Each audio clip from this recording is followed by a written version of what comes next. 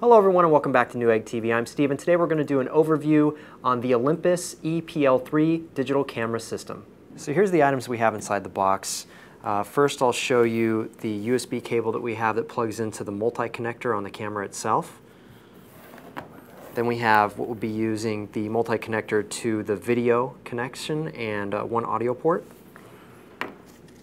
And we have the strap that would load up, or excuse me, to connect to the side of the camera. Put that around your neck. The flash, it'll hook up to the hot shoe on the device itself and give you the opportunity to take pictures using this flash as well as other items I'll show you in a moment. CD with actually the heftier part of this manual. The entire manual is not actually here. The majority of it's on the CD, as well as a little bit of software for you. The warranty information, and this Olympus pin style camera set, the system, actually has several different accessories you could buy for it. All sorts of different things, including underwater case and different flashes like I mentioned before. But you can pick up all that stuff on their website, as well as newegg.com. And then we have the AC power connection, as well as the charger for the battery, lithium-ion battery here. And we have the little pouch, I guess it would be, for the flash to go inside of that. So here's the lens that comes inside the box with the camera. It's a 14 to 42 millimeter focal length lens at a maximum low f-stop of 3.5 to 5.6. As you can tell, I can actually spin this as if it was on the camera to show you the focal length as it moves in and out. But if you wanted to collapse it completely back down again, you have to actually unlock this to spin it back the direction it needs to go to collapse it back down again. If I show you the other end, this is the part that will actually attach to the camera's base itself, the camera body, excuse me, and so you can see where the gold contacts would be for the autofocus to get connected. I'll spin it around to the other side here, take off the dust cap. You can see the actual lens itself, and if I unscrew this, you can actually see where you would attach other filters to this lens. Here's the EPL3 itself, and I'll show you the front here first. You can take a look at the sensor on the inside. There's those gold contacts on the other side where it would attach itself to the actual lens. I'll go ahead and attach that too. You can see the little red marker here to show you that you need to line it up with this to know how to put it on exactly. And then, oops, spin it, should lock in, and now you're ready to start taking pictures. So I'll spin it around and show you the rest of the body. Here's where you would attach the strap to wrap around your neck.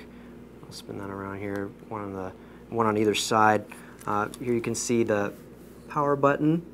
Then next to that, the shutter control. You can feel the difference. There is a halfway point where you hold and then the rest of the way down. So when you want it to just hold for a second to focus on a picture, and then the rest of the way down to actually take the picture. Then we have the mode dial, where you can select the different modes here. I auto, the 4 advanced shooting modes, P for program shooting, aperture priority, shutter speed priority, manual shooting, the movie mode, the scene selection, and art mode. We'll go into all that here in just a little bit. I'll just finish this up. You see the 2 microphones, so you actually have 2 for stereo. And if I pull this off, you can see the hot shoe here where you'd attach the different flashes that you'd be using, or possibly a shotgun mic. I actually didn't check to see if they have that, but they might. And of course the speaker. Let me just take the flash here and attach it. So there's a small unlock. Pop that off. You can see how it attaches. Plug that right into the back here. Okay. Okay, on the back of the camera here we have the preview button, the delete button. This will actually show your previews in a grid format so you can see more than one picture at a time. This button's actually info button, but it looks strangely like a search. This is the record movie button. We have an additional info button here, as well as the exposure compensation. We'll have the flash settings, the timer settings, as well as the auto function, or automatic focus target and the OK button in the middle, along with the menu on the bottom. Now this screen is a 3-inch, it's a 3-inch screen that will tilt depending on how much of an angle you need it to do, and tilt either direction. So probably difficult to see that, but let me turn it like that. So you can get above the crowd and point it down at yourself just to make sure you can get the exact shot you want. If I flip it to the bottom, you can see the battery compartment as well as the SD card. Okay, so the top of the camera here where I was talking about the mode dial before, I'm just going to go through each mode and what it does. Essentially, iAuto mode is another full auto mode that utilizes the live guides, which essentially access a variety of photographic techniques. So just spinning through them, I'll show you. So we've got express motions, which essentially goes from a blurred motion to a stop motion and changes the shutter speed to give that effect. Spinning up here, let me just go up to the next one. Color saturation, or change color saturation is how they name it. Basically, it is just a color saturation. So you go from a clear and vivid image to a flat and muted one. If I spin up to the next one, we're looking at the actual color image itself, color image, going from warm to cold, then the brightness, obviously going from dimmer to brighter. The blurred background messes with the aperture slightly to effectively change that depth of field from a blurred background to a sharper background. Now if I flip it to the next one, we'll go to one of the first 4 advanced shooting modes. That is the program shooting mode, which is essentially just a point and shoot mode. It automatically adjusts the shutter speed and aperture in response to changing light conditions. Flipping that down to the aperture priority, it basically locks in your aperture for a specific depth of field and allows that camera to automatically adjust for changing light conditions by changing the shutter speed and the ISO. Now shutter speed priority, just like the aperture priority, except that it's locking you into a specific shutter speed, so that if you're watching live sports and you need to make sure that a fast motion action is caught on camera, then you can set that shutter speed appropriately, and as lighting conditions change, a cloud comes over the sun or whatnot, or you're in a shady area, then it will automatically adjust the aperture and ISO accordingly to make up the difference. Then you can set it to the manual shooting, which is essentially you are now taking control of the aperture, the shutter speed, and the ISO to get the perfect shot. Now if you know what you're doing, this is going to produce the best picture. If I flip this around to movie mode now, you can essentially, of course, take movies, record videos, doing the standard that you would normally do with a camera like this.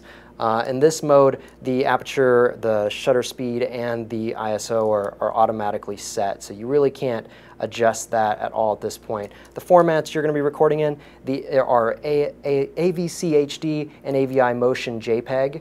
The AVC HD settings are Full HD Fine, which are 1920 by 1080 at 60i, Full HD Normal, which is 1920 by 1080 at 60i also. The HD Fine, however, is 1280 by 720 at 60p, which of course is progressive as opposed to the interlaced as before, and the HD Normal at 1280 by 720 60p as well. And the difference between those 4 are the size of the files that you're going to have. The Full HD is going to be 20 megabits per second, the Full HD Normal is 17, HD Fine is 17 as well, and HD Normal is 13 megabits per second. Now, if you were going motion JPEG format, the HD setting would put you at 1280 by 720 at 30 FPS, and the SD would be 640 by 480 at 30 FPS. You can also take pictures while you're in the middle of taking a video. So you can only do one picture at a time, but you can still do that. Now, flipping this around to one of the last 2 settings left is scene selection. In this mode, you'll have a lot to choose from. Actually, 23 different specific ways of shooting One of those include portrait and landscape, night scene, macro, all the way to panoramic and 3D photos. The last setting is art, and essentially just brings up a menu of art filters that you can play around with and essentially set the graphic to you know, like soft focus, grainy film, like diorama, pop art, things of that sort. Okay, everybody, that's been our overview of the Olympus EPL3 digital camera system. If you liked what you saw today, go ahead and click the like button. And if you haven't already done it, please subscribe. Otherwise, we'll see you soon.